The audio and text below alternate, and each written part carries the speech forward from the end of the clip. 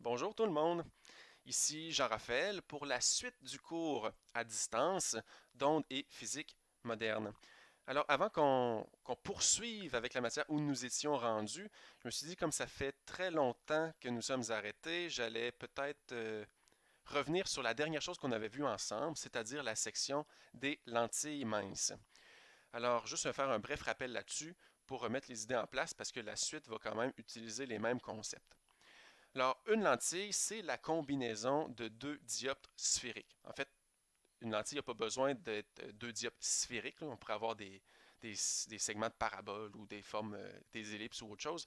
Mais dans le cas du cours, on va se limiter à des sections qui sont sphériques ou à la limite à des sections qui sont planes, parce qu'on pourrait assumer qu'un côté plat, c'est comme si c'était une sphère infiniment grande, donc les équations vont s'appliquer quand même. Mais bref, si on a deux dioptres sphériques, on a une lentille qu'on va pouvoir utiliser là, dans le cadre de notre cours. Juste un petit rappel, un dioptre, c'est pas un objet en soi. Un dioptre, c'est seulement une transition. Donc le dioptre, c'est le changement de milieu là, dans deux indices de réfraction différents. Donc une lentille, c'est quoi? Ben, la lumière va passer de l'air, par exemple, va entrer dans la lentille, donc elle va traverser un premier dioptre, elle va dévier. Et pour sortir de la lentille, donc pour passer du verre à l'air, elle va dévier une deuxième fois, donc c'est le deuxième dioptre. Donc les dioptres, c'est ces transitions-là, ces frontières-là entre deux milieux d'indices de réfraction différents. Maintenant, seulement en regardant la forme d'une lentille, on est capable de savoir si elle est convergente ou si elle est divergente. Donc, en regardant ça, ce qu'on remarque, c'est que les lentilles convergentes, donc c'est les trois cas qui sont illustrés ici, sont toutes plus larges en leur centre qu'en leurs extrémités. Donc, si c'est plus large au centre qu'à l'extrémité, c'est une lentille convergente. Et si c'est plus mince au centre et plus large aux extrémités, c'est une lentille divergente. Deux choses à dire par rapport à ça. Premièrement, il y a une petite note de bas de page, là, donc on va peut-être lire les petits caractères.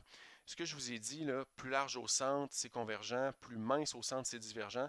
C'est seulement vrai si la lentille est faite d'un matériau qui est plus dense que l'indice du milieu environnant.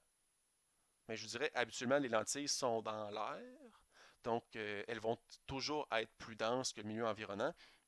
Mais pour donner un contre-exemple, si on avait une bulle d'air dans de l'eau, ben, la bulle d'air est nécessairement moins dense que l'eau. Donc, s'il est plus large au centre, ce ne sera pas comme une lentille convergente, ça va être le contraire. Ça va être comme une lentille divergente. Donc, une bulle d'air dans de l'eau, c'est une lentille divergente, mais à part ces cas-là quand même assez rares, là, en tout cas assez rares qu'on fait des équations, c'est pas que c'est rare d'avoir des bulles, mais dans les cas qu'on va utiliser dans le cadre du cours pour nos calculs, habituellement l'indice va être plus élevé pour le matériau, puis ça va être de l'air autour de toute façon. Deuxième chose que je voulais spécifier, c'est qu'une lentille convergente, ça ne veut pas dire que les rayons qui vont sortir vont converger. Et une lentille divergente, ça ne veut pas dire qu'ils vont diverger en sortant non plus. Ça veut juste dire qu'une lentille convergente, elle va essayer de faire converger les rayons. Donc, si les rayons convergeaient, bien, ils vont converger plus. Si les rayons qui arrivaient étaient parallèles, bien, ils vont converger après. Mais si les rayons étaient divergents en entrant, peut-être qu'ils vont diverger encore, ils vont juste diverger moins, mais peut-être qu'ils vont converger. La lentille, elle va les, une lentille convergente va faire rapprocher les rayons, mais ce ne sera peut-être pas nécessairement suffisant pour qu'ils convergent.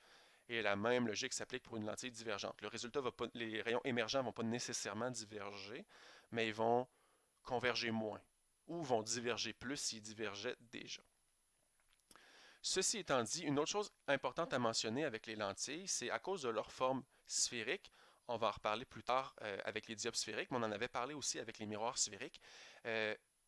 Une sphère ou un arc de cercle, si vous préférez le voir en 2D, si c'est parallèle, ça ne va pas être réfléchi dans le cas des miroirs ou ça ne va pas être réfracté pour se rejoindre à un seul point. Donc c'est ce qu'on appelle l'aberration sphérique. Donc la définition d'un foyer, c'est que les rayons qui arrivent parallèles se rejoignent au foyer. Mais là, ce qu'on remarque, c'est que les rayons qui arrivent parallèles ne se rejoignent pas tous exactement au même point. Par contre, si on se limite à seulement les rayons qui sont proches du centre, donc proches autant physiquement, donc ils passent par le centre de la lentille ou presque, et ils sont aussi proches en angle, c'est-à-dire qu'ils ont des petits angles. On n'aura pas d'angles qui vont arriver à 80 degrés, là. Donc, si on est seulement avec des petits angles et des rayons qui sont proches du centre, alors là, on peut assumer que les rayons vont se rejoindre au même point. Donc, on va avoir des images qui vont être nettes au lieu d'avoir des images qui vont être floues.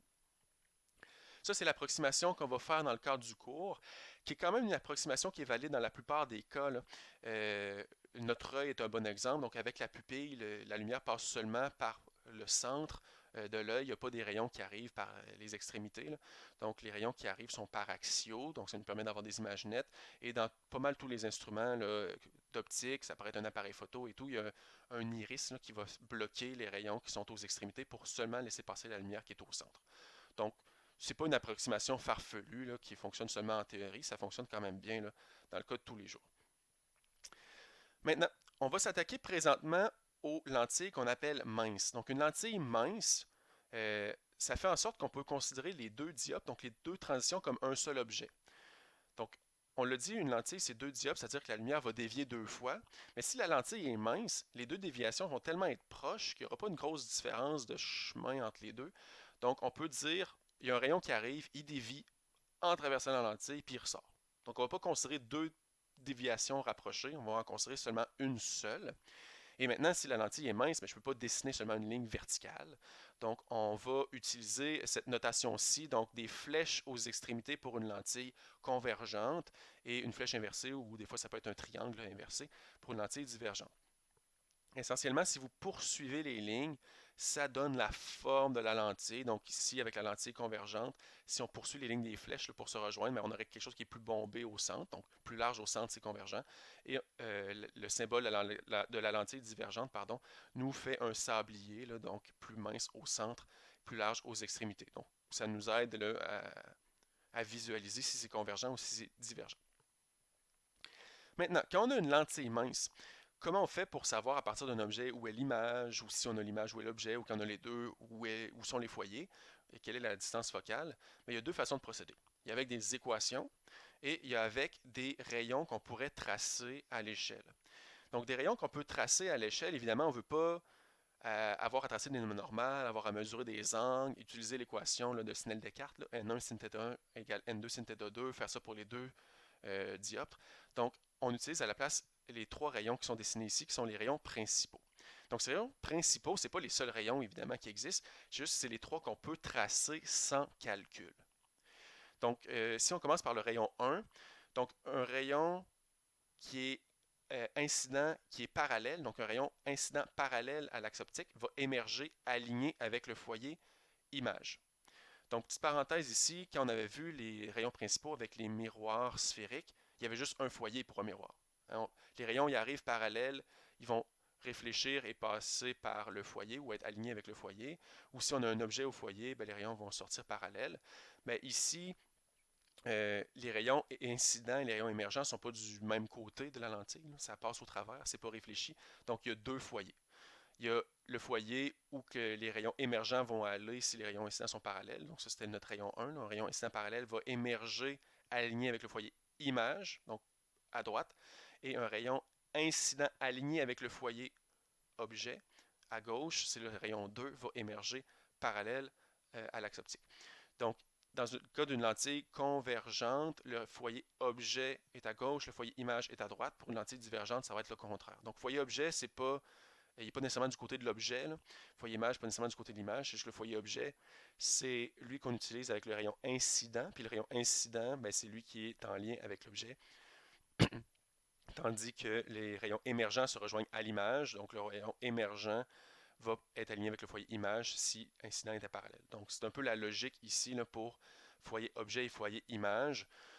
Mais dans les cas des lentilles minces, les deux foyers sont de toute façon à la même distance. Donc, l'important, c'est juste suivre la logique. Si on a un rayon qui arrive parallèle sur une lentille convergente, nécessairement, le rayon va converger après, il ne va pas diverger.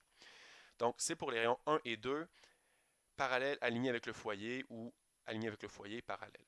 Et le rayon 3, c'est le plus simple. Hein, il fait juste passer par le centre et il n'est pas dévié. Donc, je dirais, si on a le choix, on le dessine. Lui, il est facile à faire.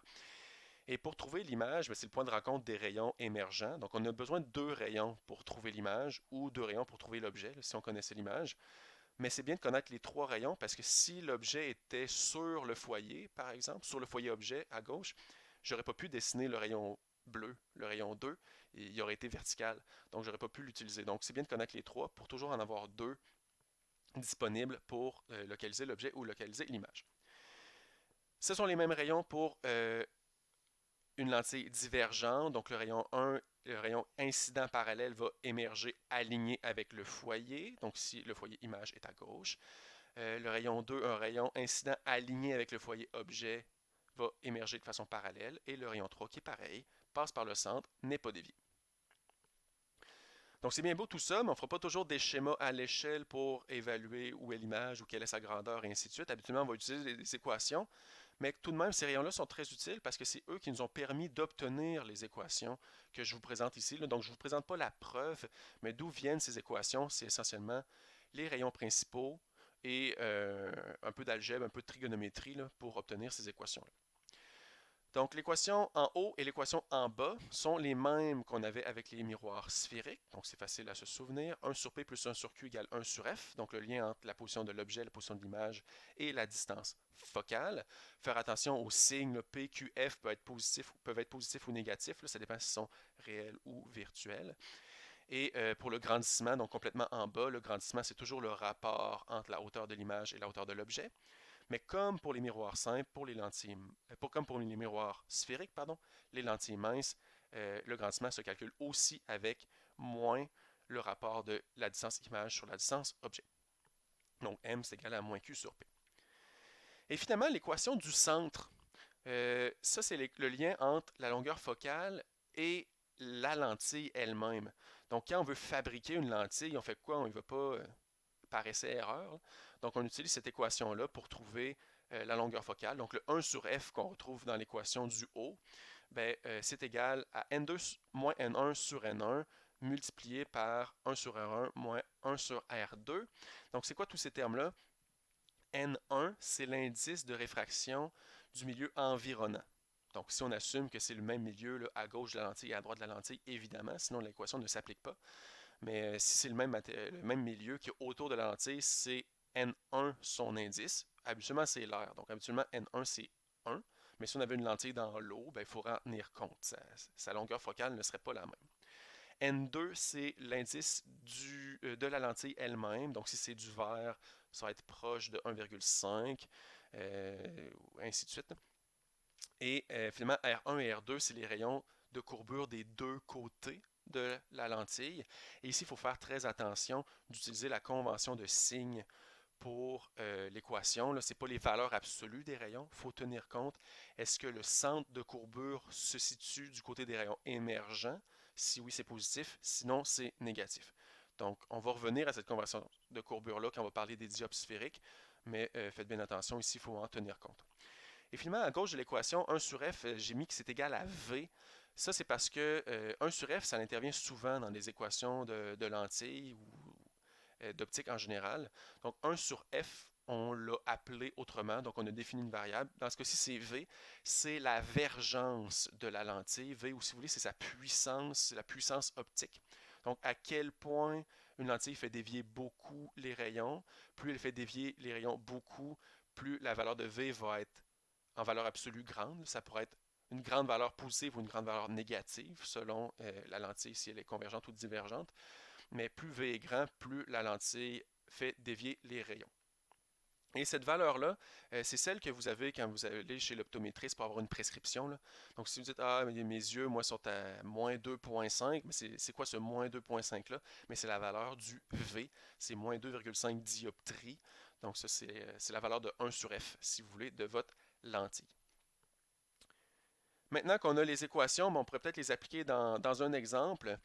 En fait, juste avant l'exemple, j'oubliais, si on a plusieurs lentilles minces, mais collées une sur les autres, si on en a 100, ça ne fonctionnera pas, là, mais si on en a un petit nombre qui fait en sorte que le total est quand même mince, ben, on peut utiliser ça pour dire ben, on a une seule lentille mince équivalente. Comment on va faire pour trouver la vergence, la puissance optique de la lentille équivalente? Ben, c'est que ça va être la somme des vergences des lentilles individuelles. Donc, on additionne les puissances optiques ou, si vous voulez, on additionne les inverses là, pour les longueurs focales. Mais je dirais dans le cadre du cours, on ne va pas vraiment utiliser ça. Là, on va utiliser les cas simples.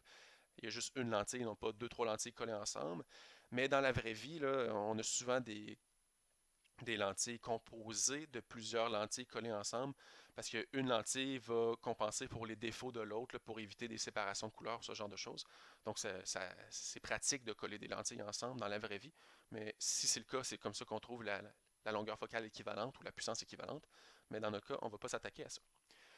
Donc, comme je le disais, si on voulait utiliser nos équations dans un exemple, donc supposons qu'on a un ménisque mince. Donc, je rappelle, un ménisque, j'avais mis les images plus tôt, là, mais un ménisque, c'est une lentille que les deux centres de courbure sont du même côté.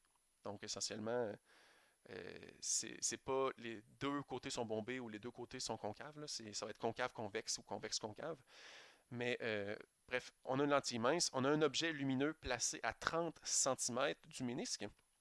Si c'est un objet lumineux, ben, les rayons vont être émis dans toutes les directions. Donc, les rayons incidents, les rayons qui vont venir frapper le ménisque vont être en train de diverger. Donc, c'est sûr qu'on a un objet réel. Donc, P va être égal à 30 cm. Et finalement, on dit aussi que les rayons de courbure sont de 10 cm et de 8 cm et la convention de signe a déjà été appliquée. Donc, ça, c'est bon pour nous. Ça veut dire que si c'est positif dans les deux cas, les deux centres de courbure se situent du côté des rayons émergents. Donc, si on se dessinait ça sur une feuille, là, on se faisait un petit schéma, ben on verrait que c'est comme deux arcs de cercle dont les centres sont à droite.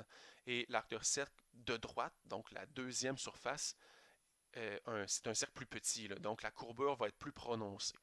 Donc, juste un petit schéma de même, ça nous dirait que la lentille est plus mince au centre et plus large à ses extrémités. Donc, on devrait s'attendre à avoir une lentille divergente. Notre ménisque devrait être un ménisque divergent. On va faire les calculs, on va voir si c'est le cas. Ensuite, on nous dit que le ménisque a un indice de réfraction de 1,5, une épaisseur négligeable, donc on peut utiliser nos équations. Et c'est pas dit, mais on assume que c'est dans l'air. Alors, si on cherche en A la vergence du ménisque mince, donc vergence c'est V, ou si vous voulez c'est 1 sur F, bien, on utilise l'équation, ce qui s'appelle l'équation des lunetiers ou des opticiens, l'équation de ceux qui fabriquent des lentilles. Donc, on connaît tout de l'équation, on fait juste mettre les valeurs à l'intérieur et on obtient une vergence de moins 1,25 dioptrie. Donc, le D majuscule, c'est l'unité dioptrie, c'est l'unité qui est utilisée par les optométristes, qu'on utilise couramment quand on parle de lentilles. Une dioptrie, c'est quoi? C'est l'inverse d'un mètre. Donc, pour obtenir des dioptries, dans mon équation, les rayons de courbure, je n'ai pas mis 1 sur 10 cm moins 1 sur 8 cm, je les ai mis en mètres pour avoir des dioptries. Si j'avais laissé ça en centimètres, pas de problème, c'est juste que j'aurais eu des centimètres à la moins 1 au lieu d'avoir eu des dioptries. Ça n'aurait pas été un problème, il faut juste faire attention, dioptrie c'est mètre à la moins 1. Une vergence négative, donc ça nous indique que si les rayons étaient arrivés de façon parallèle, les rayons incidents avaient été parallèles, les rayons émergents se seraient rejoints au foyer, mais il aurait fait une image virtuelle. C'est ça que le moins nous dit. Donc, ici, c'est une lentille divergente. Donc, les rayons qui arrivent parallèles vont émerger en divergent pour faire une image virtuelle. Donc, c'est un foyer virtuel, donc c'est une vergence négative. Question B. À quelle distance de l'objet se trouve l'image formée par le ménisque? Donc, première chose ici, ça va être de localiser l'image. Donc, 1 sur P plus 1 sur Q égale à 1 sur F. Ici, j'ai mis V au lieu de 1 sur F parce que c'était le chiffre qu'on avait. On a juste besoin d'isoler 1 sur Q pour isoler Q par la suite. Donc, la vergence, on la connaissait, moins 1,25 dioptrie. Moins 1 sur P qu'on a envoyé de l'autre côté, donc moins 1 sur 30 cm que j'ai mis en mètres pour que ce soit des dioptries moins des dioptries. Et on obtient une valeur Q que j'ai remis en centimètres après, de moins 21,82 cm. Le chiffre négatif nous indique que c'est une image qui est virtuelle. Si l'image est virtuelle, c'est-à-dire que les rayons qui émergent du ménisque, donc les rayons qui sortent du ménisque, vont en s'éloignant l'un de l'autre, donc ils divergent. Donc ils vont se rencontrer, leur point de rencontre est dans leur prolongement de l'autre côté. Donc l'image est du même côté que l'objet, c'est ce que ça nous indique. Un petit schéma ici pourrait nous aider à le voir. Donc pour répondre à la question qui était quelle est la distance entre l'objet et l'image, bien, si l'objet est à 30 cm d'un côté de la lentille, puis l'image est à 21,82 cm du même côté, bien, c'est la différence entre ces deux valeurs-là qui va nous donner la distance entre les deux. Donc, 8,18 cm dans ce cas-ci. Pour la question C, on veut savoir à quel point l'image est plus grande ou plus petite que l'objet. Donc, c'est le grandissement qu'on cherche. Le grandissement, c'est la hauteur de l'image sur la hauteur de l'objet, mais ici, on ne connaît aucun des deux. Donc, on peut y aller avec l'autre côté de l'équation. Donc, le grandissement, c'est aussi égal à moins Q sur P. La valeur de Q étant déjà négative, le moins vient l'annuler. Ça va nous donner un grandissement positif. C'est-à-dire que quand on va regarder l'image, elle ne va pas être inversée. Elle va être dans le même sens que l'objet. Et la valeur de 0,727, ça veut nous dire, grosso modo, que l'image va être 72,7 fois la grandeur de l'objet, ou si vous voulez, l'image va être 27,3% plus petite que l'objet, et elle est droite, donc pas inversée. Mais là, je viens de mentionner, si on regardait l'image, elle serait un petit peu plus petite que l'objet, et ainsi de suite. Mais comment on ferait pour la voir, l'image? Si les rayons qui émergent sont divergents, mais ils ne vont pas se rejoindre sur un écran ou quelque chose du genre. Donc, comment peut-on voir cette image? C'est la question D.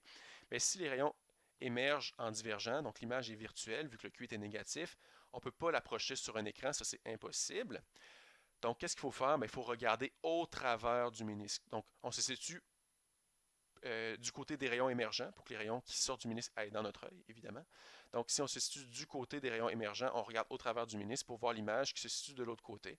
Donc, quand on regarde au travers de la lentille, c'est pas l'objet qu'on voit, c'est l'image. C'est-à-dire que nos yeux pensent que les rayons proviennent de l'image parce que c'est le prolongement, c'est le point de rencontre des rayons émergents. Donc, c'est la logique ici, c'est comme ça qu'on peut résoudre différents problèmes là, avec une seule lentille et les équations qu'on vient de présenter. Alors, c'était le petit rappel que je voulais faire sur les lentilles minces. Maintenant, on va être prêt à faire la suite, donc le début de la nouvelle matière qui porte sur les dioptres sphériques, dans la prochaine vidéo.